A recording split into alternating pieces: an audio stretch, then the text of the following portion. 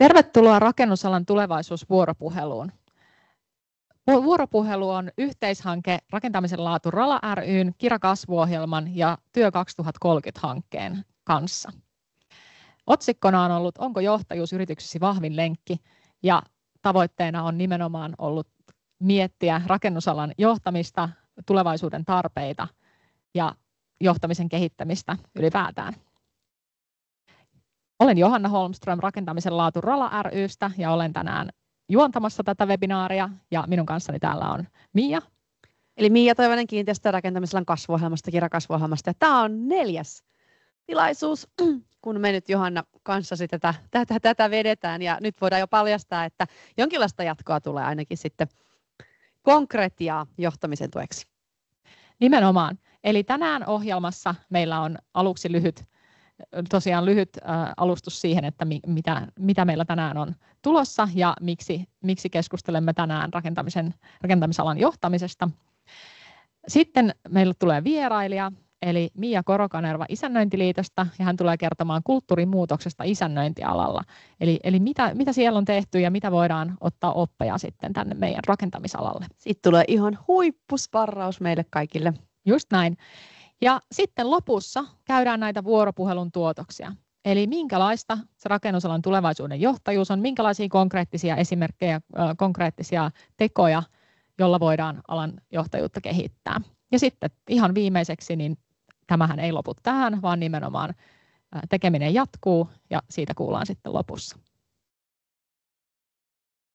Tulevaisuusvuoropuhelun tavoitteena on ollut uudistaa johtamista ja nimenomaan yhteistyötä ja tällaista ihmisten johtamista, jotta kiinteistö- ja rakentamisala pysyy muutosten vauhdissa mukana. Tavoitteena on myös lisätä tietoisuutta ja löytää vuoropuhelun kautta niitä konkreettisia tapoja kehittää johtamista. Ja nimenomaan muutos on se, joka meille tämän aiheuttaa. Eli maailma muuttuu, yhteiskunta muuttuu, ala muuttuu. Tällä hetkellä talouden suhdanteetkin toivottavasti muuttuvat jossain vaiheessa. Mutta että minkälaisia tarpeita tulevaisuuden johtamiselle on ja ylipäätään miten ala voi kehittyä sen johtamisen avulla. Ja me ollaan edetty tähän pisteeseen. Mainitsit, että tämä on 4. tilaisuus, niin muutaman tällaisen työpajan kautta lämmin kiitos kaikille osallistuneille. Ja itse asiassa ne tulokset on siellä RALAn sivuilla. Siellä on tosi paljon semmoisia konkreettisia nostoja, poimintoja, oppeja, eli kannattaa tutustua näihin. Meillä on päätöswebinaari terminä ja moneen kertaan todettu, että tästä jatketaan yhdessä eteenpäin. Ja se vaatii nimenomaan sitä kulttuurimuutosta, johtajuus vaatii sitä, että esimerkin avulla osoitetaan, miten ajatellaan asiat uusiksi. Ja meillä on loistava esimerkki tästä tänään, eli Mia Isännöintiliitosta tulee kertomaan heidän omasta ja koko alaa sparraavasta ja uudistavasta kulttuurimuutoksesta. Ole hyvä, Mia. Sellaisia asioita, mitä isännöitsijät ja isännöintitoimijat yrityksissä kaihoaa, janoaa kaikista eniten, on se asiakkaiden arvostus ja ylipäätään yhteiskunnallinen arvostus. Niin sitten totta kai meidän pitää kuulla, mitä ne asiakkaat ja ne muut, kenen arvostusta me halutaan, niin mitä ne on ne asiat, mitä ne arvostaa ja mitkä on niille tärkeitä. Et meidän täytyy antaa heille lupa arvostella ja arvioida isännöintiä.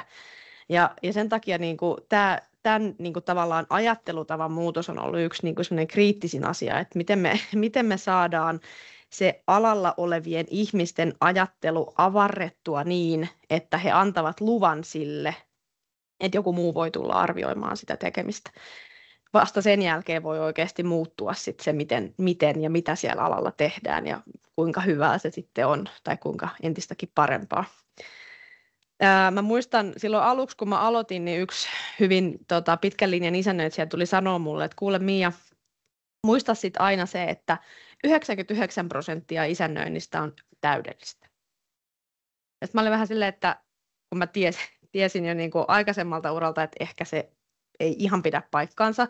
Tietysti aina hyvä ja paras, ne riippuu siitä, että keneltä kysytään ja minkälaisesta tilanteesta, siitä kontekstista. Mutta että noin yleisesti ottaen, niin ne asiakassuhteet ei ole niin onnistuneita semmoisella prosentilla, mutta tavallaan se mun mielestä hyvin kuvasi sitä niin kuin alan ajattelua, että miten alalla itse ajateltiin siitä, että millaista ja mitä isännöinti on ja kuinka hyvää se on. Että tämä on niin kuin parasta, mitä voi olla.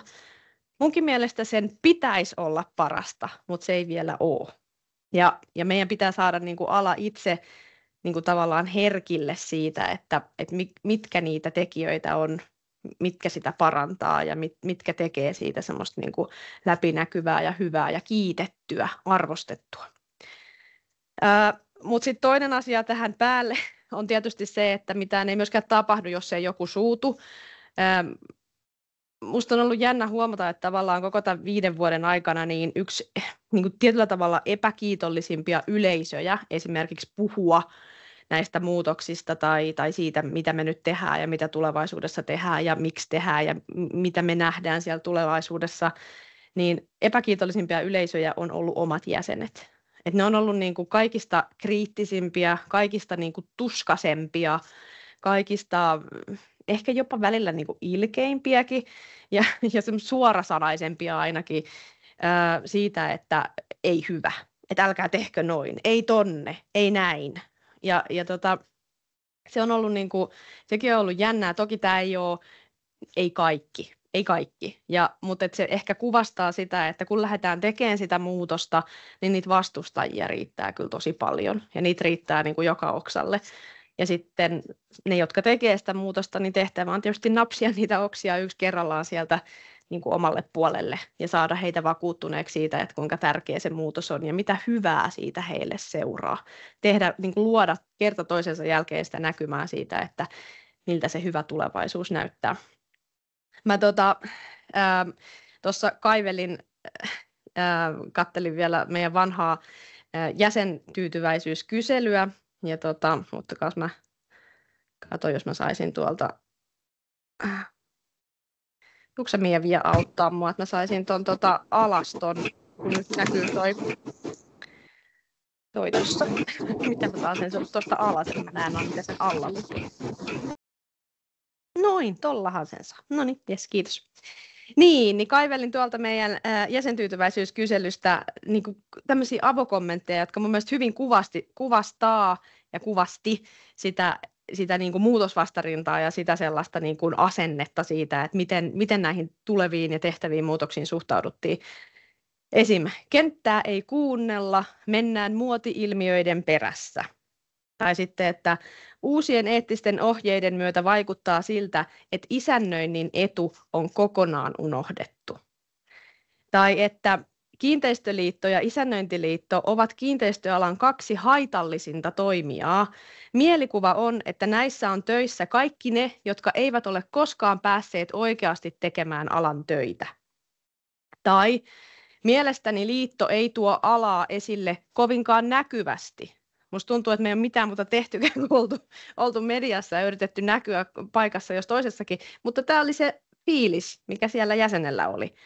No sitten oli me pyydettiin tämmöisiä adjektiiveja kuvailemaan Isännöintiliittoa ja sitten siinä oli ehkä hieman provokatiivisesti siinä meidän kyselyssä oli niin kuin vastausvaihtoehdoiksi laitettu vaan semmoisia aika positiivisia adjektiiveja tai semmoisia rakentavia adjektiiveja. Niin sitten siellä avokentässä sitten porukka vastasi sille, että ette ole tosissanne, että niin kuin pelkästään tällaisia adjektiiveja. Että heidän mielestä Isännöintiliitto on naisellinen, selkärangaton, epämääräinen, mielistelevä, epäaito, sisäsiittoinen, surkea, asiantuntematon, irvikuva isännöinnistä, mitään sanomaton, ammattitaidoton, sinisilmäinen, täyttä ymmärrystä vailla, nolo, näkymätön ja tehoton.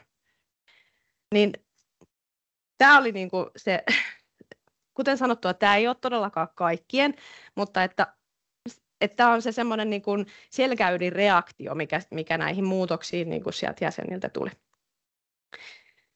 No, me sitten nyt kun mä saan sitten vielä vaihdettua tämän, kokeillaan tuolta. Minkä takia mä en saa? Nyt vaihtuu, se ei vaan jostain syystä ottanut.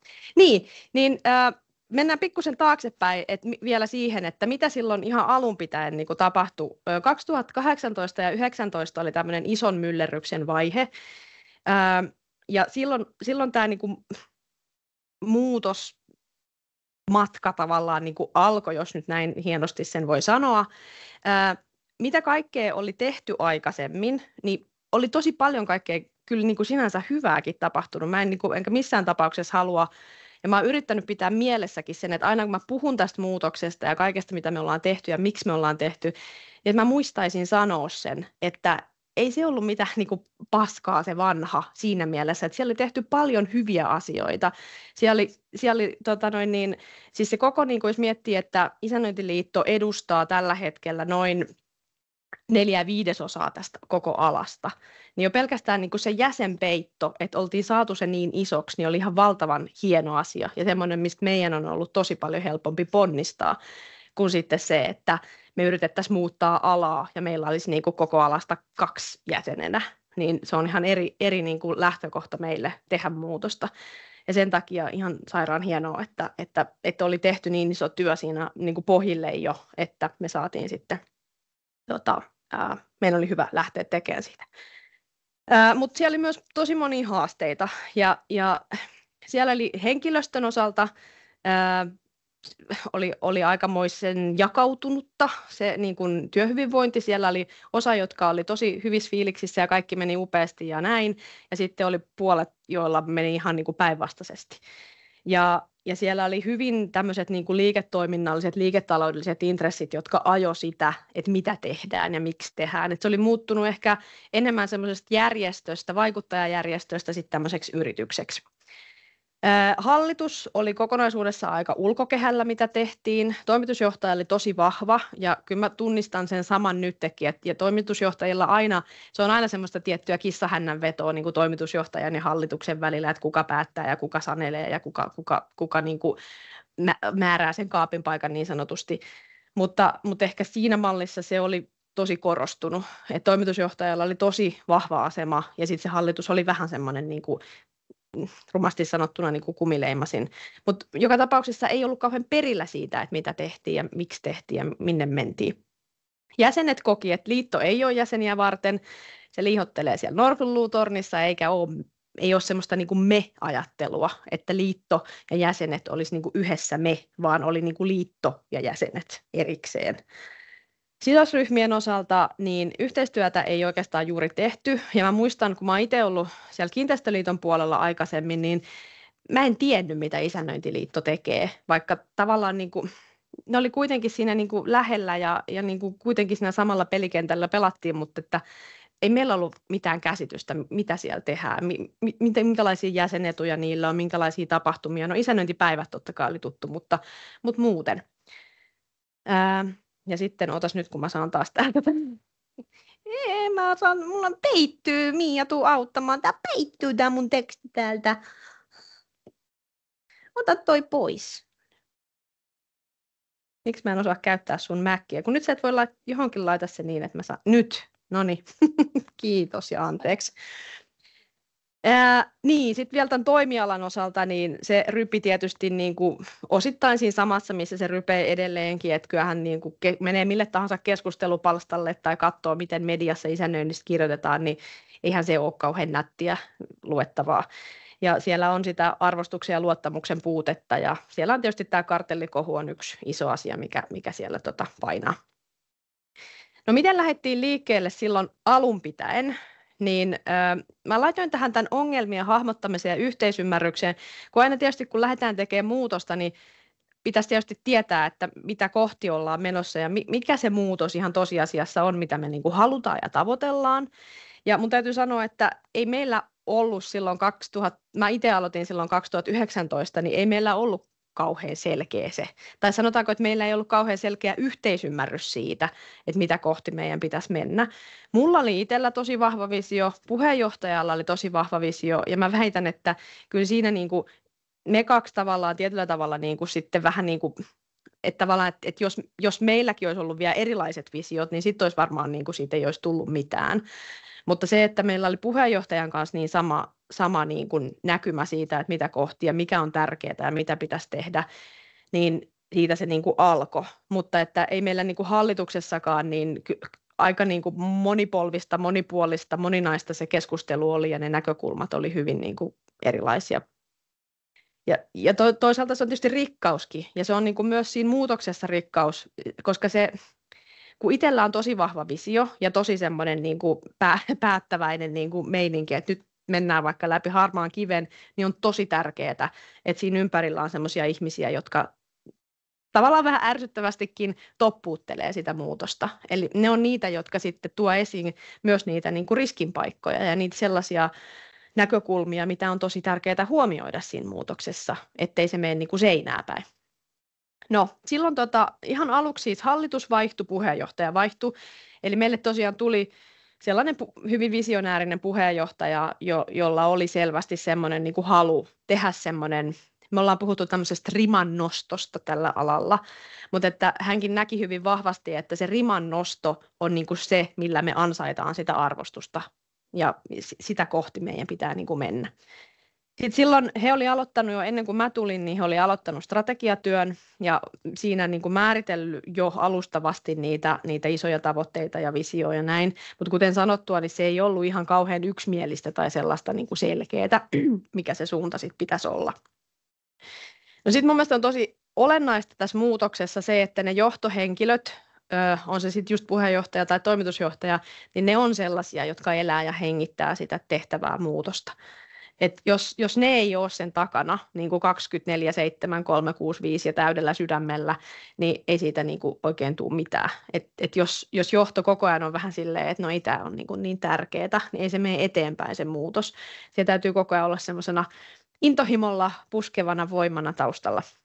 No sitten me muutettiin myös sitä meidän henkilökunnan niin kuin rakennetta, ja sitä, niin kuin miten me organisoidutaan, niin muutettiin sitä sen mukaiseksi, miten se niin kuin, tavallaan strategia meitä vähän niin kuin edellyttikin. Eli minkälaisella organisaatiorakenteella me pystyttäisiin parhaimmalla mahdollisella tavalla sitä muutosta tekemään. Ja siinä meillä oli ollut hyvin iso painopiste siellä viestinnässä ja myyntityössä. Niin kuin mä sanoin tuossa aikaisemmin, niin se liiketaloudellinen näkökulma oli ollut tosi niin kuin tärkeä. Niin sitä me sitten muutettiin vähän enemmän sinne niin kuin kohti tämmöistä laajempaa vaikuttamista ja asiantuntijaa ja osaamisen kehittämistä ja jäsenpalvelujen kehittämistä siihen suuntaan.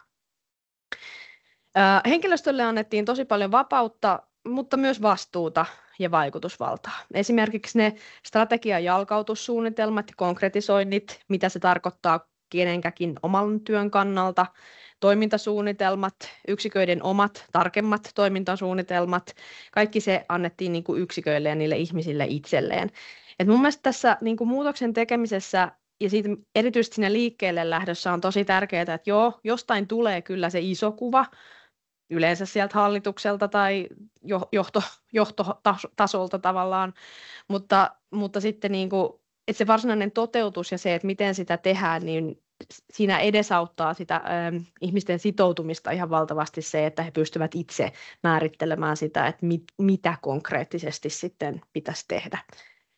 Ja totta kai niin kun, mä sain silloin alkuvaiheessa tosi paljon palautetta mikromanageerauksesta ja otin sen vastaan ja pyrin kiinnittämään siihen huomiota, mutta mä edelleenkin, kun mä jälkikäteen mietin sitä, niin mä ajattelen, että tuommoisessa muutostilanteessa, kun se muutos tapahtuu niin hirveän monella tasolla, että se tapahtuu tavallaan niin kuin siellä semmoisissa isoissa asioissa ja isossa kuvassa, mutta myös niissä yksityiskohdissa, niin sitten välillä, että jos tuntuu, että jotkut tietyt yksityiskohdat vie sitä koko hommaa niin kuin väärään suuntaan, niin sitten on pakko puuttua niihin yksityiskohtiin. Ja silloin se totta kai se ihmisistä tuntuu mikromanageeraamiselta, ja onhan se sitä, mutta niin kuin se on tarpeellista mikromanageeraamista siinä hetkessä. Mutta mun ajatus oli niinku se, ja meidän, ja kyllä se niinku sitten oli se hallituksenkin ajatus se, että ensin pitää saada se oma pesä kuntoon ja sen niinku liiton pesä kuntoon, niin sitten me voidaan niinku tavallaan ruveta sitä alaa möyhäämään ja viemään sitä niinku kohti sitä arvostusta, mitä kaivataan ja mitä halutaan. Ja näin me ajateltiin, että kun me itse lähdetään niin kuin tekemään sitä muutosta ja ajattelemaan ja puhuun siitä ja olemaan esimerkkiä ja niin kuin tekemään niitä toimenpiteitä, niin kyllä se sitten niin kuin pikkuhiljaa tarttuu sinne. Mutta että se esimerkin voima on ihan valtavan vahva ja iso ja se merkitys on tosi, tosi tärkeä. niin ettei me voida, kun ei me voida pakottaa ketään, eikä me voida pakottaa tätä alaa niin kuin tekemään asioita toisin.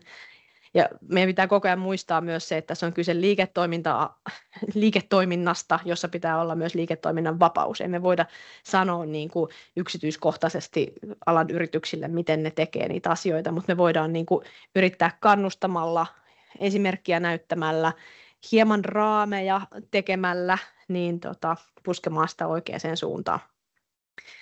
Mutta että niin, ajateltiin, että se sisäinen muutos heijastuu ja siirtyy sitten pikkuhiljaa ulospäin. Meidän strategia on tiivistettynä tämän näköinen, ja tässä on tietysti monta asiaa, meidän ei tarvitse kauhean yksityiskohtiin mennä tässä, mutta nämä on niitä niin kuin kulmakiviä siinä koko meidän tekemisessä. Eli ensinnäkin me ruvettiin tekemään tosi paljon yhteistyötä, me haluttiin olla palvelevia muille, sekä tietysti jäsenille, tietenkin ihan ykkösenä, mutta myös muille sidosryhmille ja medialle ja päättäjille ja kaikille, ketkä tässä meidän niin kuin toimintaympäristössä tai sen liepeillä niin kuin toimii. Sitten me haluttiin, että meidän arvot ohjaa tosi vahvasti sitä meidän tekemistä. Katsotaan kohta vielä tarkemmin, mitä kaikkea siinä oli.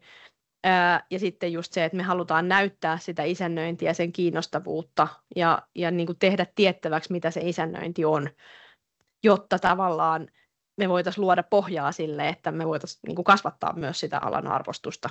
Ei voi arvostaa sellaista, mitä ei tiedä, mitä se on edes, tai ei ymmärrä, mitä se on.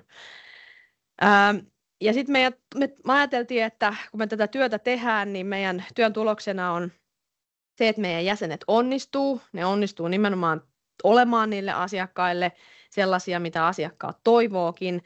Me haluttiin, että isännöinti olisi parasta, mitä asuntovarallisuudelle voi tapahtua. Tästä isännöinti on parasta, mitä taloyhtiöille esimerkiksi voi tapahtua, niin siitä sitten itse asiassa sukeutui semmoinen, mitä me tultiin toistamaan sitten koko ajan. Ja itse asiassa nyt, kun me tehdään uuden strategian pohjatyötä, niin näyttää siltä, että se tulee meidän tulevaksi visioksi myös, että me halutaan mennä kohti sitä semmoista vähän röyhkeätäkin tai niin kuin jotenkin silleen tosi kunnianhimoista tavoitetta.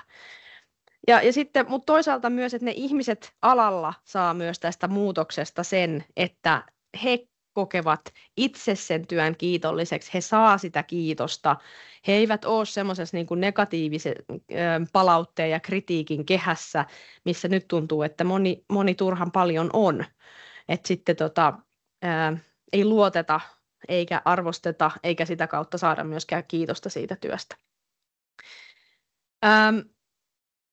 Miten me tehtiin niitä konkreettisia uudistuksia siellä ihan niin kuin tavallaan pääkallopaikalla toimistolla?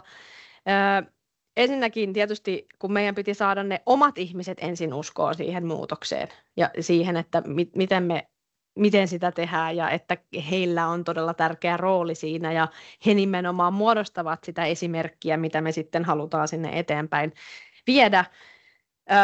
Ensinnäkin työhyvinvointi otettiin aivan niin kuin fokukseen ja se on meillä voisi melkein sanoa, että päivittäin, mutta viikoittain niin kuin keskusteluissa esillä eri tavoin edelleenkin. Rekrytoitiin ja luovuttiin tietyistä ihmisistä sitä strategiaa vastaten. Ja niin kuin mä tuossa sanoin jo siitä organisaation muodosta, että sekin niin kuin pistettiin sitten semmoiseen formuun, että se vastasi sitä, mitä me halutaan. Se vastasi esimerkiksi sitä, että meillä on oikeasti, me voidaan niin kuin Rinta Rottingilla sanoa, että meillä on asiantuntijatiimi tai meillä on asiantuntijatiimejä. Ja sitten tietysti me kyseltiin hirveästi työntekijöiltä kaiken näköistä ja koko ajan yritetään ja edelleenkin yritetään pysyä pulssilla, mutta sitten me alettiin opetella myös itse semmoista suorapuheisuutta. Ja yksi semmoinen niin kuin isoin juttu tavallaan tässä niin kuin koko muutoksessa ehkä on, ja semmoinen iso tärkeä askel on ollutkin se, että me uskalletaan itse niin kuin toimistolla sanoa, mutta myös julkisuudessa sanoa myös ne huonot asiat. Et aikaisemmin, mikä oli ehkä leimannutkin sitä Isännöintiliiton tekemistä ja olemista, ja se oli ihan niin kuin sanotettukin näin, että me ei puhuta pahaa isännöinnistä. Ja se oli mun mielestä semmoinen, se oli hirveän niin kuin vaikea asia muuttaa, koska se on tosi kiusallista sitten niin kuin ruveta itse puhumaan siitä niin kuin sen oman niin kuin pesän, tavallaan liata sitä niin kuin omaa pesää ja puhua siitä, että mikä siellä on huonoa, mikä ei toimi. Mutta jotenkin mä näen, että se on välttämätöntä, että me voidaan se muutos saada aikaiseksi ja että se, niin kuin, että se muutos niiden ihmisten ajattelussa myös tapahtuu, niin on semmoinen ravistelu ja semmoinen niin kuin, peiliin katsominen ja sen tunnustaminen, että mitkä asiat ei oikeasti toimi ja mitkä on niin kuin hyvin ja mitkä on huonosti. Eli opeteltiin suorapuheisuutta sekä sisäisesti että sitten ulospäin. Hallituksen raportointia lisättiin ja selkeytettiin, että hallitus oli enemmän nyt sitten kartalla ja niin kuin ties mitä tehdään ja oli enemmän niiden asioiden päällä myös niin kuin päättämässä niistä oikeasti isoista tärkeistä asioista. Selkiytettiin myös yhteistyötä sit johtoryhmän ja hallituksen välillä ja pidettiin huolta siitä, että sekä se operatiivinen, mitä siellä toimistolla tapahtuu, joka ei sinänsä pitäisi tietysti yksityiskohtia myöden niin kuin kiinnostaakaan hallitusta, mutta meillä on silti tärkeää, ja tämän niin kuin luottamussuhteen rakentamiseksi tärkeää, että kummatkin on niin kuin perillä toistensa tekemisistä ja toisillensa tärkeistä asioista, niin silloin se tarkoittaa myös, että sitä vuoropuhelua pitää paljon olla ja pitää olla tekemisissä niiden ihmisten. Alettiin tavata ihan hirveän paljon jäseniä. Tämä on vähän tämmöistä niin kuin raskastakin, koska mitä enemmän niitä jäseniä on, niin eihän me voida kaikkia niin kuin koko ajan tavata henkilökohtaisesti, mutta me huomattiin, että erityisesti tällä alalla sen muutoksen läpiviemiseksi on ihan hirveän tärkeää. Ei se, että mä puhun jossain meidän jäsenwebinaarissa, pälätän siellä tunnin jotain asiaa ja sitten ne siellä omilla koneillaan tekee ja häsää jotain muuta ja vastaa puhelimeen välillä ja puolet menee ohi ja ehkä puolesta ne saa jotenkin kiinni. Me ei saada sillä sitä muutosta aikaa, mutta sillä kun me mennään paikan päälle ja käytetään se aika siihen, että me perustellaan niitä asioita, me kuunnellaan niiden murheita, me vastataan niihin, mitä niitä mietityttää ja niin kuin ollaan jotenkin semmoisia myötätuntoisia ja kuuntelevaisia, ymmärtäväisiä siinä muutoksessa, niin se auttaa sitä läpimenoa ihan todella paljon. Ja sitten sieltähän tietysti tulee meille koko ajan inputtia myös siitä, että mitä meidän pitäisi tehdä, mihin pitäisi keskittyä, mikä on jäsenille tärkeää. Ja sitä me ruvettiin sitten myös listaamaan ja keräämään itsellemme. Ruvettiin tarjoamaan koulutusta koko isännöinnin henkilöstölle. Aikaisemminhan isännöitsijät oli se niin kuin kunkkuporukka, jota palveltiin ja jotka tuli tapahtumiin ja niille tehtiin sitä ja tätä. Ja sitten ne kaikki kiinteistösihteerit ja asiakaspalvelijat ja kirjanpitäjät ja tekniset isännöitsijät ja kaikki muut ammattiryhmät siellä yrityksissä, niin ne jäi ihan silleen, että heillä ei ole niin kuin mitään. Niin me haluttiin myös viedä tätä kohti sitä, että se on sen koko toimiston, koko tiimin asia saada se isännöinti onnistumaan. Ja silloin me voidaan auttaa ja meidän täytyy auttaa kaikkia niitä. Alettiin tehdä yhteistyötä tosi paljon, niin kuin tuossa jo siinä strategiassakin tuli ilmi, erityisesti Kiinteistöliitto, joka on meille ihan strategiassa nimetty strateginen tärkein kumppani. Ja sitten heidän kauttaan, mutta totta kai niin kuin muutenkin, niin on tärkeää, että alalla olevat tietää, mitä me tehdään ja mikä meille on tärkeää ja mitä me edustetaan ja mihin kohti me yritetään näitä asioita viedä. Niin, katsottiin tietysti sen arjen niin kuin semmoisen jäsenpalvelun ja arkisen apuasioiden, mitä me jäsenille tarjotaan, niin niiden lisäksi sitä, että mitä se tulevaisuus niin kuin tarvii. Mitä niiden jäsenten, mitä tällä alalla pitäisi tapahtua, että esimerkiksi ei käy vaikka niin, että 10 vuoden päästä ei ole koko isännöintiä olemassa. Mä ajattelen, että isännöintiliitto ei ole olemassa itseään varten, eikä tietysti isännöintikään ole olemassa itseään varten, vaan niitä asiakkaita varten. Ja totta kai jos tulisi ja kävisi niin, että isännöintiä ei enää jostain syystä tarvittaisi, meillä olisi jotenkin tosi ammattimaiset hallitukset ja ne hoitaisi kaikki siellä taloyhtiöissä, niin varmaan sit siinä tapauksessa isännöintiä enää olisi. Mutta varmaan isännöintialan toimijat kuitenkin näkevät kaikki sen ammattilaisen tarpeen ja toisaalta sen, että se on kuitenkin sellainen ala, mitä tarvitaan, niin me yritämme tietysti pitää niistä toimintaedellytyksistä ja toimintaympäristöstä huolta, että se voisi hyvin myös tulevaisuudessa se ala. Ja sitten oli nämä arvot, ja mä sanon niistä nyt, meidän ei niitäkään tarvitse nyt ihan kohta kohdalta mennä, mutta nämä yläotsikot. Tämä oli mun mielestä tosi tärkeä siis muutoksessa tämä arvo-näkökulma. Monesti kun tehdään strategiaa, niin jotenkin niin kuin monessa paikassa ehkä ajatellaan silleen, että että sitten kun siinä strategiatyössä sitä tehdään jonkun hienon konsultin kanssa ja sitten siinä on se hallitus ja niin kuin näin, niin sitten siellä pystytään jotenkin niin kuin sanottamaan hienosti sitten, että mitkä ne tämän yrityksen tai yhteisön arvot on.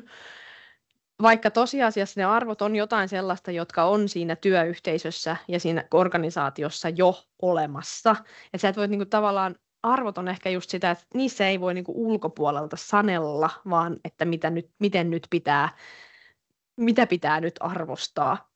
Totta kai me voidaan sitä kulttuuria muuttaa pikkuhiljaa, mutta että on tosi tärkeää, että se niinku organisaation sitä muutosta tekevien ihmisten arvot saadaan niin kuin sanotettua ja saadaan niin kuin semmoiseen niin kuin yhteiseen muotoon, joka sitten peilaa ja tavallaan kertoo siitä, että minkälaisella meiningillä me tätä muutosta tehdään, mikä meille on tärkeää, erityisesti siinä tavassa, miten me tehdään sitä muutosta. Ja meillä valikoitu silloin henkilökunnan sisäisesti sitten ja hallitukselle nämä toki sitten kelpas, niin suoraselkäinen kumppani. Tämä suoraselkäisyys on ollut mun mielestä, niin kuin, mitä mä tuossa aikaisemmin sanoin, että oli tosi semmoinen käänteen tekevä asia, että me pystytään puhumaan suoraan ja toimimaan niin kuin suoraselkäisesti. Et meidän ei tarvitse hävetä mitään, eikä meidän tarvitse piilotella mitään. Me voidaan puhua kaikesta siitä, mitä tällä alalla tapahtuu. Sanotaan suoraan, miten ne asiat on. Ja toisaalta myös niin kun nähdään ne kaikki muut vahvuutena, ei olla semmoisessa niin kuin kilpailuasetelmassa, vaan enemmänkin semmoisessa yhteistyötä tekevässä asemassa, ja siitä kertoo tämä kumppani-sana. Sinnikäs vaikuttaja.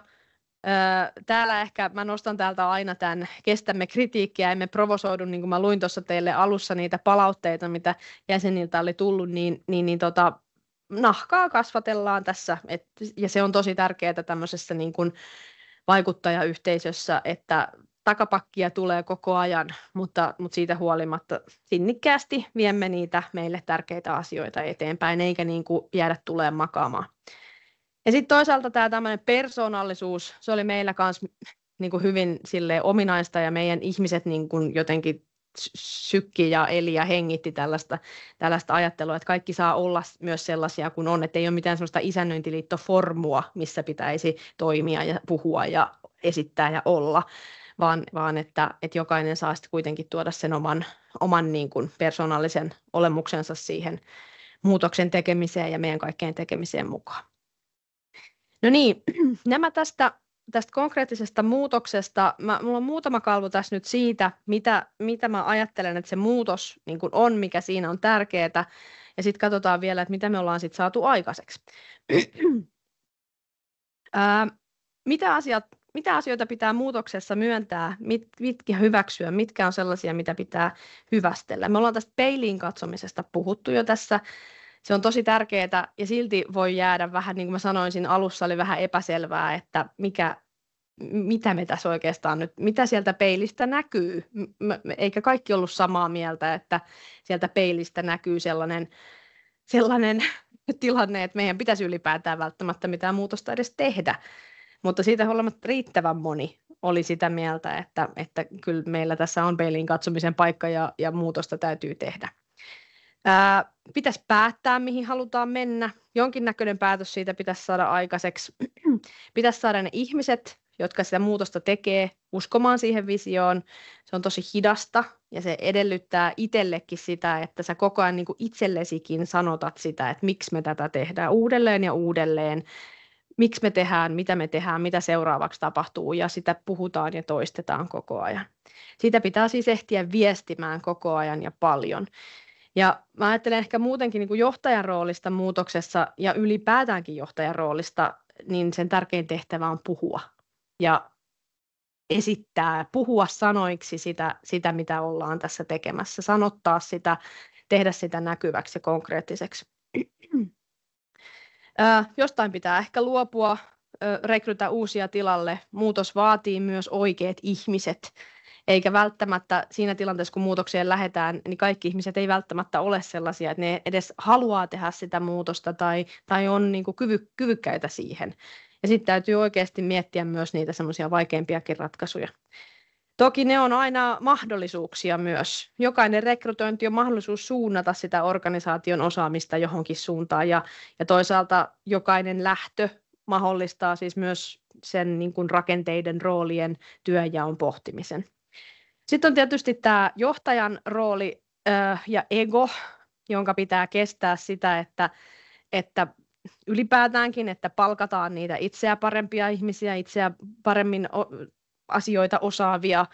Pitää pystyä antamaan palautetta, sekä rakentavaa, siis kriittistä palautetta, että myös kiittävää palautetta, ja myös itse kestää sitä kritiikkiä. Mä oon esimerkiksi tehnyt harrastanut itseruoskintaa sillä tavalla, että kun me tehdään tämmöisiä arviointeja, vaikka 360 tämmöinen, missä muut arvioi sun tekemistäsi, niin sitten kaikki se kauhea, mitä sieltä tulee, siis se kritiikki, mikä kohdistuu itseen, niin sitten mä sitäkin käsittelen niin kuin johtoryhmässä silleen, että mä läväytän niille kaikille sen, että tämmöistä kakkaa musta sanotaan ja tämä on kaikki niin kuin totta. Ja tämä on niin kuin semmoista, minkä kanssa mun pitää oppia elämää ja minkä kanssa niin kuin mun pitää oppia toimimaan ja olemaan parempia. Nyt tekin tiedätte, että nämä on niitä, mitkä minäkin nyt tiedän, että nämä on semmoisia asioita, mitä pitää tehdä jatkossa paremmin. Suorapuheisuutta, sitä me yritämme siis opetella. Totta kai arvostusta myös, se on ihan supertärkeää, että sitä kiitosta, arvostusta, niiden hyvien onnistumisten alleviivaamista tehdään jatkuvasti. Ja meillä on esimerkiksi viikkopalavereissa sellainen käytäntö, että me niin kuin suunnitellusti annamme myös toisillemme kiitoksia, ja se on poikinut sen, että sit niitä tulee myös spontaanisti, kun siihen on myös semmoinen niin kuin rakenne olemassa. Ja sitten tietysti johtoryhmän rooli on aivan erittäin tärkeä. Se, että koko johtoryhmän myös pitää niin kuin sykkiä sille muutokselle, eikä sekään ole kauhean selvää aina aluksi, että niin olisi. Mutta pikkuhiljaa, kun sekin hitsautuu yhteen ja sen muutoksen ympärille, niin se on myös semmoinen käänteen tekevä voima. Strategian, mä nyt en osaa käyttää tätä mäkkiä selvästikään, mutta mä onnistuin jo, ei tarvitse, sain jo. Strategian juurruttamisesta sanon sen verran, me oikeastaan tästä jo ollaan puhuttukin, just tämä toisto, se on sitä sanottamista, sen uudelleen ja uudelleen esiin tuomista, miksi me tehdään asioita, mitä kohti me ollaan menossa, mitä me tehdään nyt seuraavaksi. Johtajan ei tarvitse olla vastausautomaatti, usein ne vastaukset löytyy sieltä organisaatiosta niihin vaikeisiinkin kysymyksiin, kunhan sille antaa tilaa ja mahdollisuuden ja valjastaa sen henkilöstön miettimään niitä ongelmia ja toisaalta parhaita ratkaisuja niihin. Ja toisaalta tietysti sitten mä olen esimerkiksi itse, tämä psykologisen turvallisuuden luominen on ollut sellainen asia, mikä on mulle itselle ollut ehkä kaikista vaikeinta, vaikka mä oon tosi silleen lähestyttävä ja varmasti niin kuin silleen lempeä ihminen, niin sit mä oon kuitenkin esimerkiksi itselleni tosi ankara. Ja se esimerkki tai malli, mitä mä näytän henkilöstölle, on varmaan semmoinen, että virheitä ei saa tehdä, koska mä en hyväksy niitä itselleni. Mutta sitä mä oon itse yrittänyt sit opetella siinä matkan varrella, että mä jotenkin itse kestäisin niitä ja sitä kautta niin kun osoittaisin myös muille sitä, että kuinka ok se on ihan oikeasti totta kai, että niitä virheitä saa matkan varrella tehdä. Ei saisi kääntyä sisäänpäin, myöskään se ala itsessään ei saisi kääntyä sisäänpäin, vaan nimenomaan sieltä ulkoapäin katsella sitä, mitä ne asiakkaat, mitä ne sidosryhmät, mitä ne kaikki, kenelle me sitä työtä tehdään, niin miten ne sitä niin kuin näkee ja mikä niille on tärkeää. Ja yrittää nimenomaan viedä siinä muutoksessa sitä siihen suuntaan, niin kuin tuossa alussa sanottiin, että jos me halutaan asiakkaiden arvostusta, niin sitten meidän täytyy tehdä niitä asioita, mitkä niille asiakkaille on tärkeitä ja millä se arvostus ja luottamus rakentuu. Tämä muutostahti on yksi vaikea juttu kanssa. Monesti halutaan tehdä sitä muutosta tosi ripeästi. Sehän ei tapahdu ripeästi, vaan se tapahtuu varsinkin alussa todella tahmeesti. Mutta kuitenkin se on semmoista niinku tasapainoilua siinä, että pitää saada niitä asioita aikaiseksi, että ihmiset näkee, että kyllä tästä tulee jotain, että ei menetä niinku toivoonsa siihen. Mutta sitten samalla uskoa siihen, että rauhaksiin kuitenkin, niin että kaikki pysyy mukana siinä. Ensimmäiseksi tämän onnistumisen varmaan tunnistaa just siitä, kun se puhe rupeaa muuttumaan ja sitä kautta myös se ajattelu rupeaa muuttumaan ja ruvetaan niin kuin puhumaan entistä enemmän sillä strategian kielellä. Nyt mä ihan kohta siirryn siihen, mitä saatiin aikaan, mutta sanon vielä itse asiassa, tästäkin me ollaan puhuttu, niin mä menen oikeastaan tuohon tavoitteisiin vielä, että tavoitteiden pitää olla mun mielestä röyhkeitä, sellaisia, mitkä tuntuu vähän niin kuin semmoisilta, että voiko tämä koskaan toteutua, tai että nauraako ne meille. Ja tällä esimerkiksi nyt se visio siitä, että isännöinti on parasta, mitä taloyhtiöille voi tapahtua, niin meillä on henkilökuntakin vähän silleen, että lol, että voiko näin sanoa, että ei se ole koskaan ikinä totta.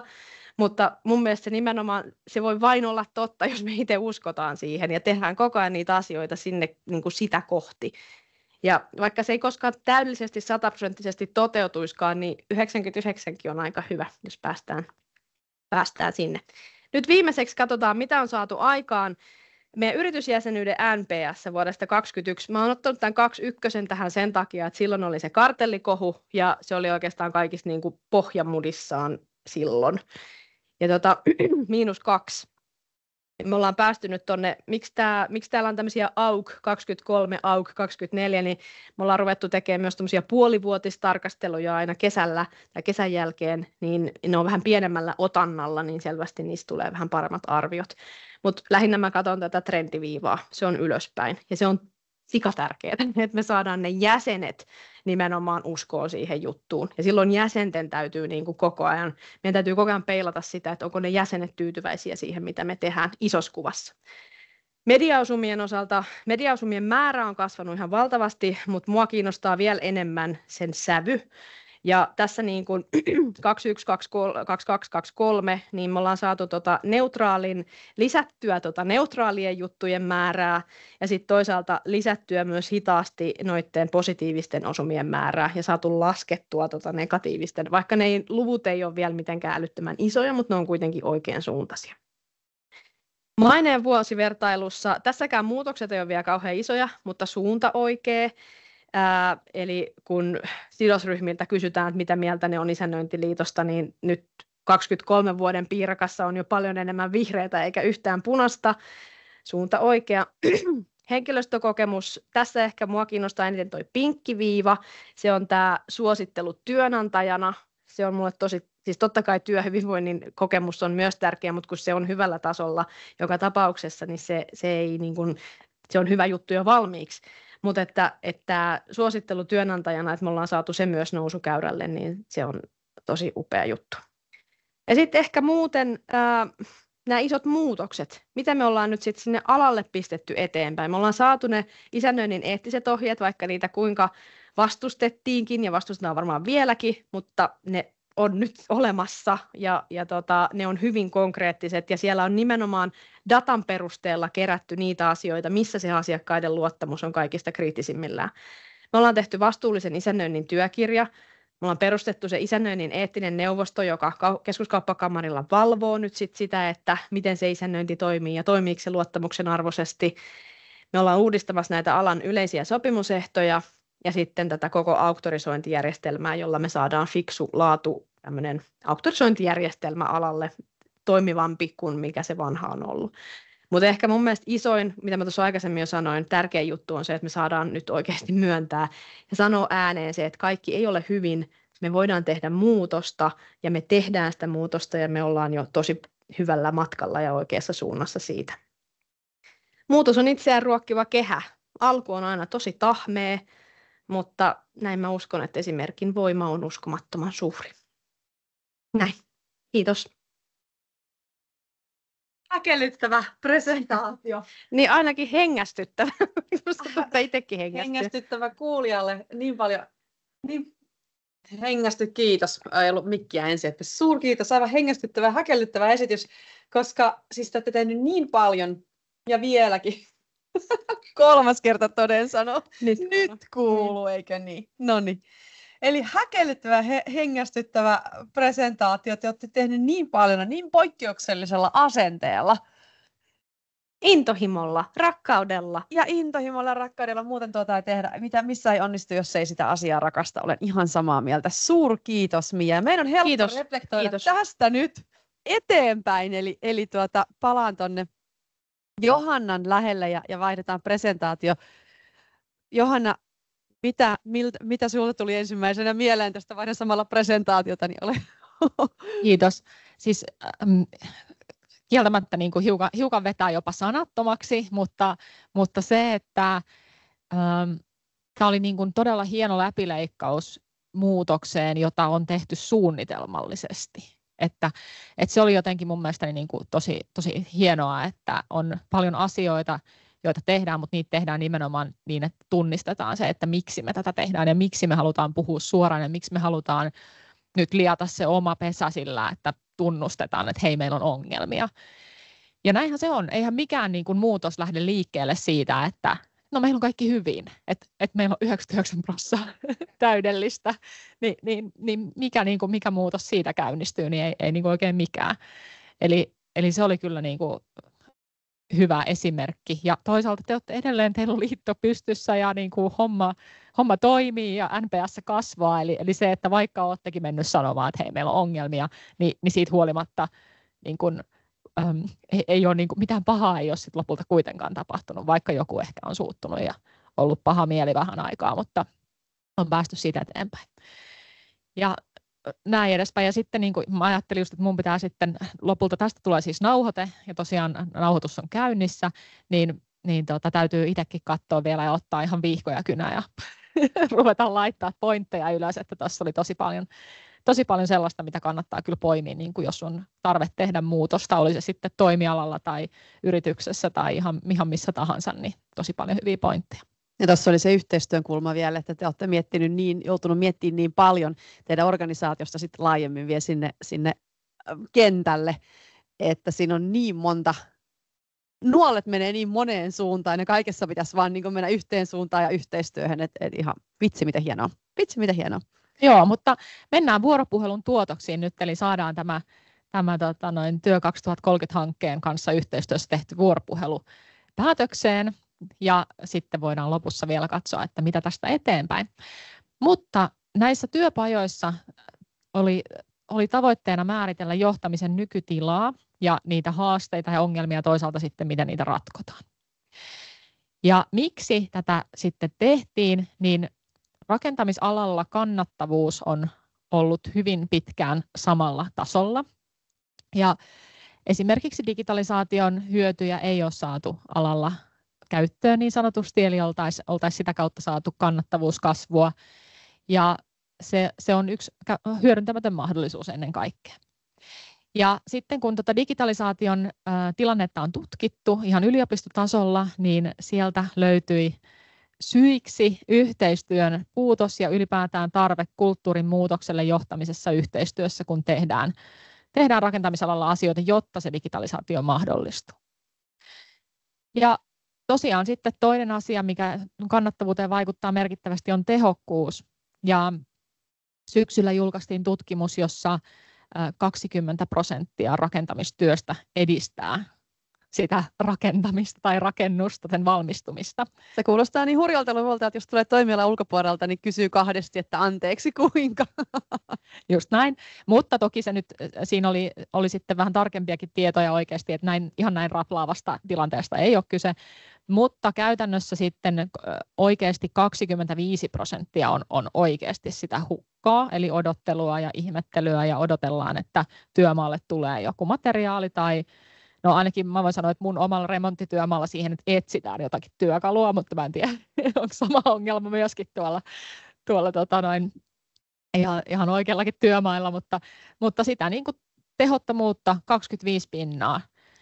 Ja sitten se välissä oleva työ, niin se kyllä niin kuin jotenkin edistää sitä rakentamisen edistymistä, mutta se voi olla tällaista työn suunnittelua ja materiaalihankintoja ja vastaavia sitten. Mutta potentiaalia on valtavasti. Ja sitten kun mietitään rakentamista, niin kyllä meillä henkilöt sitä tekee, ihmiset. Ja sitten millä me voidaan parantaa sitä meidän tehokkuutta, niin parantamalla sitä henkilöstötuottavuutta. Eli onko se henkilö, joka rakentaa, niin seisooko siellä tyhjän panttina odottelemassa, että joku materiaalierä saapuu sinne työmaalle, vai pystyykö se niin kuin edistää sitä työtä. ja toisaalta tietääkö, mitä tehdään, odotetaanko jostakin vastausta suunnittelijalta tai valvojalta tai näin, niin sillä on iso merkitys. Ja nyt sitten, jos ajatellaan henkilöstötuottavuutta, niin myös heikon ja hyvän henkilöstötuottavuusindeksin yrityksillä on kannattavuuseroa 201%. Kuulostaa aika hurjalle, mutta näin tutkimusten mukaan. Mutta se on jotenkin synkassa sen kanssa, kun tuntuu, että alalla on semmoinen, tämä on nyt ehkä vähän provosoivaa, mutta semmoinen tapa puhua, että ala uudistuu ja ikään kuin mainitsin sitä digitalisaatio aikaisemmin, että ikään kuin se tapahtuisi jossain muualla. Kun meidän alahan on tosi ketjutettu ja mitään ei tule uusiksi, jos ei me kaikki muuteta, että jokaisella on niin kuin vastuu siitä, niin todellakin se kytkeytyy tai menee aina sinne ihmisiin. Joo, just näin. Ja sitten se, että kun mietitään sitä henkilöstötuottavuutta, niin millä sitä oikeasti saadaan vietyä sinne huippulukemiin, niin esihenkilöllä on iso vaikutus totta kai ja sillä johtamisella, työn johtamisella kaiken kaikkiaan, mutta asiaosaamisen kasvu ei kasvata sitä henkilöstötuottavuutta sinne huipputasolle, vaan nimenomaan tarvitaan tunneosaamista, eli nimenomaan sen ihmisen huomioimista ja miten sitä johdetaan ja miten tehdään näitä kaikkia muutoksia, jos halutaan saavuttaa jotakin uutta, niin huomioidaanko se sinne henkilö kautta ihmisen tasolle saakka, vai mennäänkö sillä, että no meidän yritys nyt tekee näin ja näin ja näin, ja nyt kaikki menevät tuohon suuntaan. Niin eihän se niin kuin, ei se tee sitä muutosta, jos ei ajatella sitä ketjua oikeasti loppuun sinne ihmisen saakka. Ja tosiaan tässä samassa tutkimuksessa niin työilmapiiri oli toinen selittävä tekijä sen johtamisen jälkeen, eli millä fiiliksellä. Ja tämä ehkä liittyy nyt aika vahvasti sinne yhteistyön puolelle, että jos ei ollenkaan yhteistyö toimi, niin miten sitä voisi työilmapiirikään olla kunnossa. Just näin. No sitten meillä vähän tuloksia. Eli millä tasolla ihmisten johtaminen on rakennusalalla? Tätä kysyttiin meidän ensimmäisessä työpajassa. Ja suurin osa oli sitä mieltä, että ei hyvällä eikä huonolla. Ja sitten joku oli positiivinen hyvällä ja joku sitten oli vähän sitä mieltä, että oikeasti huonolla. Mutta siis ihmisten johtaminen rakennusalalla on keskinkertaista. On tämä nyt tietyllä tavalla, että ei se nyt ole erityisen hyvää, mutta ei se nyt ihan kauhean huonoakaan ole. Mutta taas potentiaalia löytyy hyvin paljon. Ja sitten toinen oli, että millä tasolla johtaminen on rakennusalalla. Ja tätä kysyttiin toisessa työpajassa, eli sitä, että miten esihenkilöitä johdetaan, miten niin kuin päälliköt ja toimitusjohtajat ja kaikki muut vastaavat sitten osaa johtaa niitä omia johdettaviaan, jotka sitten pystyy viemään niitä muutoksia, strategiaa, mitä tahansa asiaa sitten sinne niin kuin koko yrityksen läpi.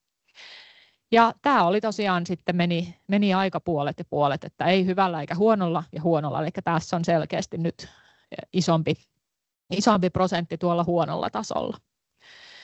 Mutta yleisesti ottaen tosiaan ne johtamishaasteet, niin ne liittyy erityisesti sinne yhteistyöhön ja toisaalta sen johtamisen tunnistamiseen, että se on oikeasti johtaminen on mun tehtävä, eikä ehkä joku muu tekeminen, asiantuntijatehtävä tai työmaan jotenkin johtaminen, vaan nimenomaan niiden ihmisten johtaminen.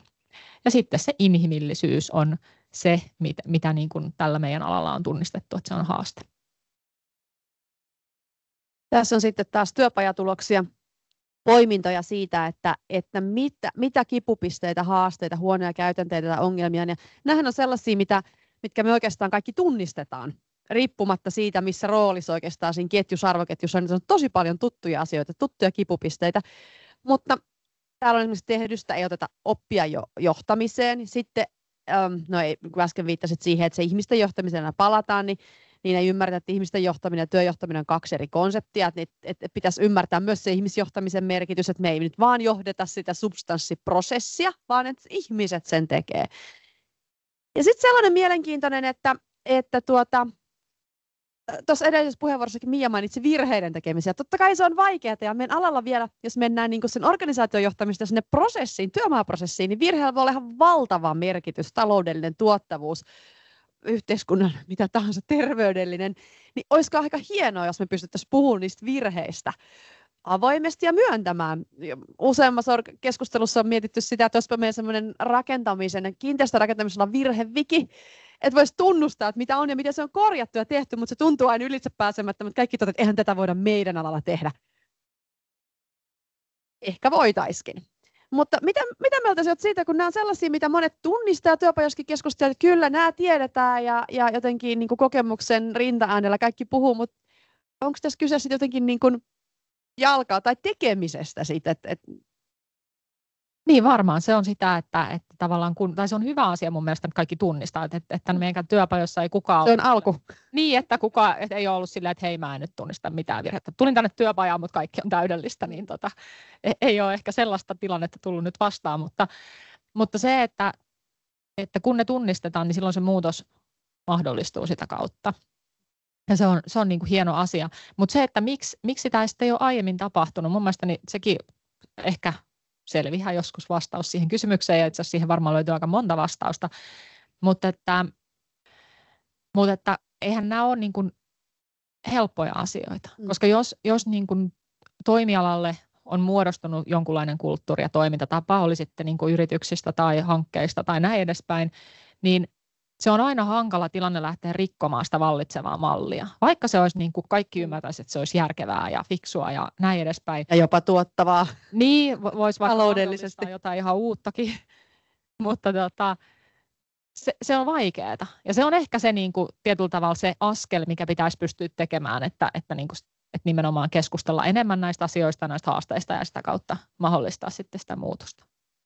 Kyllä, täällä on mainittu myös, kun yhteistyö on meidän toinen iso teema, että jokainen hoitaa omaa tonttiaan, yhteinen työskentely yhteistä tavoitetta kohti tuntuu vieraalta, niin se on aika jännä juttu, kun me kuitenkin toimitaan toistemme osaamisten varassa, mutta näin se on. Niin ja sitten me ollaan tekemässä siis rakennuksia lähtökohtaisesti tällä alalla, niin jotenkin sen kuvittelisin, että se olisi niin kuin jonkunlainen yhteinen tavoite, mutta ei se sitten kuitenkaan aina ole. Tästä on helppo edetä seuraavan teemaan, että miten kehitämme johtamista yhdessä. No näinpä. Eli tosiaan meillä toinen työpaja sitten vahvasti panosti tähän yhteistyöhön. Ja tästä niin kuin kokonaisuudesta oikeastaan ensin tässä on nyt näitä niin kuin rakennusalan johtajuuden konkreettisia ratkaisuja ja hetken päästä sitten vielä noita yhteistyöratkaisuja, mutta täällä vielä ei nyt ehkä näy sellaista, että teemme tämän näin ja näin ja näin, mutta lähdetään liikkeelle siitä, että koulutusta ja asennekasvatusta tarvitaan. Eli siihen, että mitä niin kuin ylipäätään työelämässä olevien koulutusta, mutta myös tuolla noin rakennusalan koulutuksessa eri tasoilla, niin lisää johtajuuden koulutusta nimenomaan, koska esimerkiksi ammattikorkeakouluopinnoissa niin loppujen lopuksi sitä ihmisten johtamista tai ylipäätään niin kuin muun kuin sen prosessin tai aikataulun johtamista, niin sitä on tosi vähän. Ja sille tarvetta kuitenkin olisi valtavan paljon. Ja sitten toinen asia, mikä niin kuin tyypillistä rakennusalalle, niin useasti johtajaksi saattaa päätyä parhaalla asiantuntijatekemisellä. Ja silloin taas niin kuin välttämättä, vaikka olisi kuin hyvä asiantuntija, niin ne johtamisen osaamiset ei välttämättä sitten kuitenkaan ole sitten sellaisella tasolla. Sitten tosiaan hankinta- ja palkitsemiskriteerit. Hyvin mielenkiintoista keskustelua, että voisiko esimerkiksi julkisessa hankinnassa jotenkin pisteyttää johtamisosaamista. Niillä olisi hirveän iso vaikutus. Esimerkiksi sillä, että just siinä hankkeessa, missä rakennetaan se rakennus, jossa on eri yritysten edustajia, tosi paljon yhteistyötä pitää tehdä ja näin edespäin, niin voitaisiinko sitä jotenkin pisteyttää? Ja sitten kun meillä on kuitenkin allianssimalleja ja sanotaan, että alalla on hyviä yhteistyömalleja, mutta ne on tosi pieni osa, ne on tärkeitä ja loistavia kokemuksia, siellä se yhteistyö toimii. Ja me tiedetään menetelmät, niin miksi me ei tehdä kevyemmin sitä muualla? Et miksi me eriytetään ne hankkeet? Tämä on mun mielestä mysteeri kans. Ja pikkasen taas haastaen, mutta nyt kuka kuulolla kunnan edustaja tai senaatti tai väylä, niin tästä saisi hyvät kriteerit hankintaan. Just näin. No sitten ne hyvien käytäntöjen jakaminen. Toki vaikka meidän pitäisi myöntää niitä ongelmiakin, niin kyllä meidän pitäisi niitä hyviäkin käytäntöjä saada esille. Ja sitten ylipäätään muutosjohtaminen, eli kun me tunnistetaan haasteet, halutaan niitä ratkoa, niin miten me saadaan sitten yritykset ja ala muuttumaan sitä kautta. Sitten löytyy vielä lisää, eli johtamiskulttuurin taloudelliset hyödyt on toinen tai tämmöinen yksi näkökulma tähän asiaan, koska olemme hyvin kiinnostuneita aina kustannuksista ja aikatauluista esimerkiksi, niin se, että todellisuudessa sillä johtamisosaamisella on suoraan taloudellisia merkityksiä, ja tämän esille tuominen on yksi näistä konkreettisista asioista. Sitten ihan johtamistekoja ja kokeiluja. Ei voida tietää aina ihan kaikkea heti, että lähdenpä tekemään näin ja tämä on paras tapa, vaan ihan se, että niin kuin aikaisemminkin tuossa oli sen tiedon jakamisesta, niin myös siitä, että lähdetään kokeilemaan ja sitten kokeillaan ja myös jaetaan sitä tietoa. Ensin vaikka edes omassa organisaatiossa. Niinpä. ja ylipäätään rohkeammin lähteä kokeilemaan erilaisia asioita, niin sillä saavutetaan varmasti niitä onnistumisia myöskin. Ja sitten monialaisuus, rekrytointi ylipäätään, eli voitaisiin myös tällä alalla hyödyntää muiden toimialojen onnistumisia ja oppeja ja lähteä sitä kautta muuttaa alaa. Ja sitten viimeisenä johtajien työnkuvan selkeyttäminen, eli mitä se työnkuva oikeasti on, onko siellä sitä prosessin johtamista vai onko siellä sitten sitä ihmisten ohjaamista parhaaseen mahdolliseen suoritukseen. Ja tosiaan sitten, jos ajatellaan sitä yhteistyötä, eli äsken oli tosiaan kyse niin kuin ihmisten johtamisesta, ehkä enemmänkin noissa, mutta sitten yhteistyötä meidän pitäisi pystyä myös johtaa, koska ne meidän hankkeet on vaan niitä yhteistyön tuloksia tavalla tai toisella. Ja tämä on mun mielestä kiva siinä, että nekin, jotka ihmisten johtaminen tuntuu ehkä isommalta stepiltä, pidemmältä oppimisprosessilta, niin tämä yhteistyö on arkipäivää. Niin se on niin kuin nopeasti otettavissa haltuun. Toki ihmisten johtaminen on yhtä lailla, mutta me ehkä lasketaan helpommin tuommoisia yhteistyöasioita, että ne on niin kuin numeerisia ja tosi konkreettisia ja nopeasti tuloksia. Just näin. Ja tosiaan tässä yhteistyön johtamisen kohdassa on 3 tasoa. Eli se, että miten toimitaan organisaatioiden sisällä, eli sitä yrityksen sisäistä yhteistyötä, miten sitten niissä rakennushankkeissa, joissa on erilaisia alan yrityksiä ja toimijoita, ja sitten 3. koko toimialan tasolla. Ja näistä tavallaan ne kaikista kirkkaimmat nostot löytyi siitä, että yhteistyö organisaatioiden sisällä hyötyy tietoisuuden lisäämisestä siitä, mikä se yhteistyön hyöty on. Ja tämä on hämmentävä juttu, siis tästäkin keskusteltiin meidän työpajassa, että vaikka lähtökohtaisesti yhdessä yrityksessä pitäisi olla se oma yksi strategia ja se selkeä suunta, niin se ei välttämättä ole näin, vaan eri yksiköt saattaa niin kuin tietyllä tavalla viedä sitä toimintaa eri suuntiin. Ja heillä voi olla eriäviä tavoitteita, eikä ole välttämättä semmoista yhteistä kokoavaa tavoitetta, mikä todella paljon haastaa sitä yhteistyön tekoa. Ja sitten tässä vielä niin kuin tarkemmin avattuna, niin yhteistyötä tukeva kulttuuri auttaa nimenomaan siinä niin kuin organisaation sisällä tapahtuvassa. Toki kohta huomaatte, että näitä samoja teemoja kyllä löytyy tuolta eri tasoilta myöskin. Mutta että se, että pystytään nimenomaan psykologisen turvallisuuden avulla käsittelemään niitä virheitä ja oppia niistä virheistä, osallistaa, toimii valmentavan johtamisen periaatteilla ja sitten nimenomaan sitä yhteistä tavoitetta koittaa tavoittaa eikä niitä eriäviä tavoitteita. Ja sitten toisaalta on yhteistyötä tukevia käytänteitä, jotka tulee selkeydestä siitä, että on ne roolit, vastuut, tiedetään mihin ollaan menossa, minkälaisia päätöksiä tehdään ja käydään sitä keskustelua sitten hyvin laajasti ja pystytään seuraamaan tarvittaessa digitaalisilla työkaluilla, mutta ylipäätään, että nähdään, että mitä hyötyä meille tästä yhteistyöstä on. Sitten näissä rakennushankkeissa, eli kun me ollaan siellä eri toimijoiden kanssa tekemässä yhteistyötä, niin silloin nimenomaan ne yhteistyön hyödyt omalle yritykselle on tärkeitä, koska ne muuttaa sitä tekemistä. Ja tässäkin on sitä yhteistyötä tukevaa kulttuuria, eli kun hanke alkaa, olisi tärkeää keskustella myös siitä, että me ollaan tekemässä tässä nyt yhdessä ja sopia, että miten toimitaan, miten yhteistyötä tehdään, miten keskustellaan, miten niin kuin tilaajan ja suunnittelijan ja valvojan ja rakennusurakoitsijan kesken sitä keskustelua. Toki meillä on käytännöt, työmaakokouskäytännöt ja muut vastaavat, mutta myöskin, että pystytään tarvittaessa sitten siellä työmaakokouksessa tai muuten nostamaan vaikka niitä vähän vaikeampiakin asioita keskustelua. Ja sitten tosiaan käytänteistä, niin totta kai tavoitteet, aikataulut, palaverikäytännöt, muut tulee olla hyvin selkeitä, mutta nämä asiat on hyvä myös viestiä hankkeen aikana, alussa ja niin kuin matkan varrella ja nostaa esille sitä, että oikeasti, että esimerkiksi jos joku huomaa ongelman, että tuo se heti esille, koska edelleenkin rakentamisen laatu esimerkiksi on sellainen asia, että useasti se niin kuin ongelma voisi olla vältettävissä, kunhan se tuotaisiin se tavallaan ensimmäinen indikaatio siitä ongelmasta mahdollisimman nopeasti esille, eikä työtä esimerkiksi jatkettaisi, kunnes sitten vasta ehkä joskus myöhemmin huomataan, että hups, näin kävi. Ja sitten meillä on vielä toimialan taso. Eli totta kai, jos me halutaan parantaa yhteistyötä, niin ei voida pelkästään ajatella, että se tapahtuu yrityksissä tai edes oikeastaan niiden yritysten välillä, vaan kyllä siellä on tämä koko valtakunnallinen toimialataso, joka niin kuin määrää myös sitä, että minkälainen tämä meidän kulttuuri on ja minkälaisia asioita nostetaan just sinne keskusteluun ja mitä tavoitellaan. Ja kyllä se niin kuin kokonaisuus, se ymmärrys siitä, että mitä me ollaan täällä tekemässä, miten me saadaan kaikki mukaan, yritykset, tekijät, ne ihmiset mukaan siihen yhteistyöhön ja parempaan yhteistyöhön. Ja myöskin sit viestitään hyvin paljon. Ja käytänteissä sitten tavallaan tällaista niin kuin eri sidosryhmien yhteistä ongelmanratkaisua ja ylipäätään tällaista niin kuin aikataulujen yhteensovittamista lukee tuolla, mutta nimenomaan siitä, että koko alalla yhdessä tehtäisiin työtä. Koska tuossa oli ihan mielenkiintoista itse asiassa tuossa Miian esityksessä se, että Isännöintiliitto ja Kiinteistöliitto eivät olleet tehneet kovinkaan paljon yhteistyötä.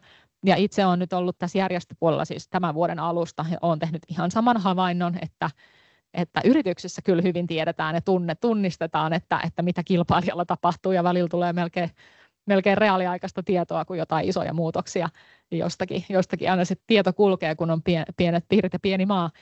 Mutta sitten kun puhutaan alajärjestöistä, niin ei välttämättä ole harmainta aavistustakaan, mitä naapurijärjestössä tehdään. Ja siellä on myöskin paljon tehtävänä rakentamisalalla tämä yhteistyön eteen. Kyllä, ja vaikka on eri kulmat, niin kuitenkin se sama yhteinen tavoite on varmasti. Eli se yritysten yhä parempi rakennettu ympäristö ja sitten se yritysten liiketoiminnan tuottavuus ja kasvu, niin onhan siinä paljon. Se on jännä, että se yhteistyö, joka edellyttää johtamista, niin on niin hankalaa kuin aikaisemmin siitä tuottavuudesta, mutta myös niinku uudet ratkaisut. Et eikä me olla niin naiveja, että me ajatellaan, että meillä on niinku parhaat rakentamisen prosessit ja käytännöt ja ratkaisut tässä nykytyömaalla tai ylläpidossa. Ei tietenkään ole. Eikä niitä voida tehdä sektoroituneesti, yleensä se vaatisi just sitä yhteistyötä, niin silti sit siinä liiketoiminnan johtamisessa se yhteistyö on niin vaikeaa tai unohtuu läpi sen arvoketjun, että tässä on paljon mysteereitä, mutta onneksi myös paljon tehtävää ja kohta palataan siihen, että mehän tullaan tukemaan, että miten tämä ratkaistaan, niin se on ehkä nyt sitten parasta. Just näin, laitan vaan sieltä seuraava slaidi, eli tässä on nyt, sä oot liian nopea. Tässä on nyt vielä koostettuna, että oikeastaan se yhteistyötä tukeva kulttuuri on näissä kaikissa tasoissa sama. Ja tästä slaidilta löytyy ne kaikki poiminnat siihen, että miten on mahdollista tämä muutos tehdä. No mielestäni tässä on lohdullista se, ja oikeastaan se, että nämähän on kaikki kauhean käytännöllisiä asioita. Monet sellaisia asioita, joita opetetaan niin kuin lapsille kotona tai koulussa. Nämä on niin kuin asioita, joiden niin kuin fiksu, suoraselkäinen, rehellinen, avoin ihminen toimii. Se ei tarkoita, että me näin toimittaisi rakennusalalla nyt noilla termeillä, mutta niissä kaikessa on varmaan semmoista hyvää niin kuin kehittämistä tai tuomista prosessiin, että nämä asioita, joita me allekirjoitetaan varmaan näin keskustellen tässä retorisesti kyllä kaikki, mutta siitä on ehkä joistain isompi ja pienempi harppaus sitten siihen oikeaan konkretiaan, koska mikäänhän ei mene käytännöksi, jos sitä ei niin kirjata ja edellytetä. Eli johdeta. Just näin. Tuolla on muutama kommentti itse asiassa. Mä ajattelin tähän väliin ennen kuin mennään vielä tuonne meidän ihan viimeisiin slaideihin, niin tosiaan Lauri Falkenlund on kommentoinut, että etsimiseen on mennyt 6,8% rakennustyömaiden ajankäytöstä. Niin ei ole mikään ihme, mä veikkaan, että mun remonttityömaalla on sama prosentti, että ton verran vähintään menee. Ja sitten Marko Utrianen on laittanut, että erilaisuuden aito ymmärtäminen ja vuorovaikutustaitojen tietoinen kehittäminen yrityksissä ja työyhteisöissä edistää yhteistyötä. Näinhän se on. Ja tähän keskusteluun liittyy myös tietysti, tai tähän teemaan liittyy sitten se meidän aika ajankohtainen ja meidänkin organisaatioiden monessa kulmassa nostama kansainvälisen työvoiman rekrytointi, veto- ja pitovoima, koska meidän alalla on sekä tarvittavoimasta että sitten tietynlaisesta osaamisesta, mutta sitten me mennään vähän syrjään, mutta ei avata sitä keskustelua, tässä säästetään siihen toinen hetki. Joo, tehdään näin. Mutta sitten meillä olisi vielä tosiaan näitä jatkoajatuksia, eli nyt on paljon saatu toimenpiteitä, millä voitaisiin nyt sitten johtamista kehittää. Ja seuraavia askeleita, niin tosiaan vuoropuhelun tuotosten hyödyntäminen jatkuu. Ja meillä on Ralassa meneillään nyt sitten konsultin kanssa hanke, jossa me pyrimme näitä visualisoimaan, että saamme näistä vähän videomateriaalia ja muuta vastaavaa, ja nyt sitten tammikuussa päästään julkaisemaan niitä. Ja sitten ylipäätään yksi tunnistettu jatkoaskel on tämä johtajuuden ja yhteistyön kehittämisen hyötyjen esille tuonti, joka varmasti tulee nyt sitten ensi vuonna nousemaan esille. Ja meillä Ralassa on ihan uunituore strategia myös, ja meillä on kulttuurin muutos siellä toisena teemana, niin ehdottomasti siinä hyödynnämme näitä tuloksia ja tulemme viestimään ja tuottamaan sitten kaikenlaista materiaalia näihin liittyen. Ja ylipäätään tulevissa hankkeissa haluamme saada yrityksiä mukaan ja päästäisiin jakamaan niitä hyviä käytäntöjä ja ideoita, mitä tässä nyt sitten varmasti alkaa yrityksissä syntymään. Eikä me pelkästään vaan nyt tällä saatteella niitä odoteta, vaan annetaan ihan konkreettinen työkalu käyttöön. Just näin. Eli tuossa puhekuplassa lukee, että vuodenvaihteen jälkeen starttaa henkilöstötuottavuuden haaste. Ja näin se on. Eli Kira-kasvuohjelma ja rakentamisen laatu Rala yhdessä järjestämme henkilöstötuottavuuden haasteen, jossa sitten yritys saa konkreettisia työkaluja ja tämmöistä oivaltavaa materiaalia ja tukea työpajoihin muun muassa, jolla pystyy sitten sitä omaa henkilöstötuottavuuttaan lähteä kasvattamaan. Ja mennään vaan materiaalissa eteenpäin, niin ylipäätään se, että jos me nyt lähdetään yhdessä rakentamisalalla, rakennusalalla, rakennuskiinteistöalalla, miten tätä nyt haluaa nimittää, niin lähdetään kehittämään johtamista ja erityisesti ihmisten johtamisen osaamista ja tätä kaikkea muutosta yhteistyötä. Niin varmasti niin kun löytyy paljon niitä kommentteja, niin kuin tuossa aikaisemmassa meidänkin esityksessä löytyy, että kun lähtee muutosta tekemään, niin löytyy niitä vastustavia ääniä, mutta mitä jos me onnistutaan? Mitä olisi saavutettavissa sillä, että rakennusalan johtamiskulttuuria kehitetään? Rakennusklusteri on Suomen suurin työllistäjä, mikä tarkoittaa sitä, että melkein jokaisen suomalaisen ihmisen lähipiirissä, perheessä, suvussa, harrastusporukassa, kaveripiirissä on rakennusalan ihmisiä. Ja se, että me kehitetään johtamiskulttuuria, niin se kehittää myös sitä ihmisten työhyvinvointia ja ylipäätään sitä kautta hyvinvointia. Ja silloin sillä, että ala kehittyy, niin silloin oikeasti niin kuin koko maan tasolla iso vaikutus meidän hyvinvointiin, meidän lähipiirin hyvinvointiin tai vaikka kaveriporukassa, niin tosi isoja mahdollisuuksia. No sitten jos katsotaan sitä kannattavuutta, ja tosiaan tätä keskustelua on käynyt just Lauri Fagerlundin kanssa paljon, että jos meillä on se 20% rakennustyöstä, joka tekee siis käytännössä sen niin kuin ajallisesti 20% tekee kaiken sen tuloksen, niin jos me saadaan 1% kasvatettua sitä osuutta, niin sehän on niin kuin 5% lisää tulosta tai sitä niin kuin liikevaihtoa, mitä sitä haluan tarkastella. Niin oikeasti, ja kun rakennusala on niin suuri, niin silloin on oikeasti merkitystä koko maan talouteen ja valtakunnallisesti. Eli ajatellaan, että saataisiin nyt vaikka prosentti pois sieltä etsimisestä ja sitten jostakin muusta hukasta vähän kanssa niitä niin kuin sitä aikasyöppöä pois ja saataisiin sinne hiukan lisää sinne tuottavaan työhön, niin aivan valtava merkitys. Ja sitten vaikka nyt tällä hetkellä eletään vaikeita aikoja rakennusalalla, niin loppujen lopuksi asioiden tekeminen uudella tavalla ei maksa mitään. Se asennemuutos ei maksa mitään. Ja nämä aikaisemmat värikkäät neliöt tuossa pari kalvoa sitten osoitti sen, että nämä aika tavallisia asioita, mistä on kyse. Pitää vaan päättää kirjata ne toimintatavoiksi. Just näin.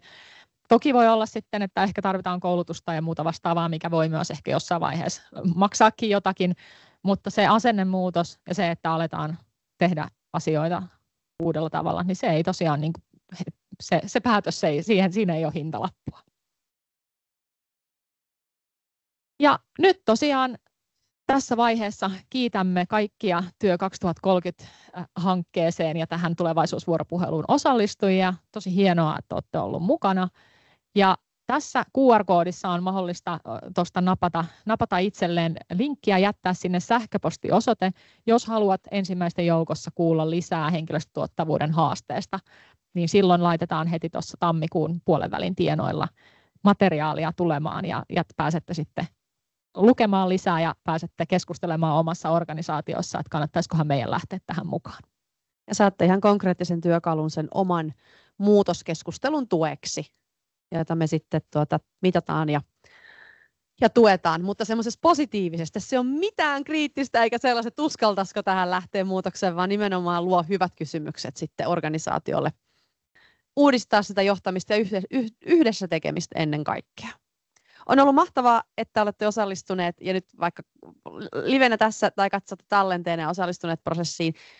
Kiitokset myös Työ 2030-ohjelmalle tämän mahdollistamisesta ja tukena olemisesta prosessiin.